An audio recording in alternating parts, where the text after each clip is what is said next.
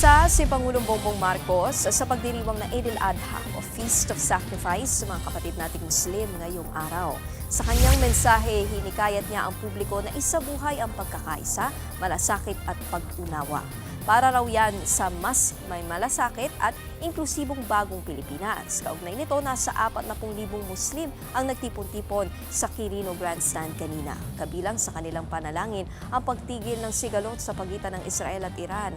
Ang Eid al-Adha ay isa sa pinakamahalagang pagdiriwang ng mga Muslim.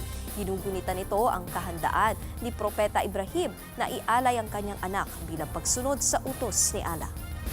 Ang panalangin po ay sana po ay magmahalan, magkaisa, huwag lang wasak-wasak.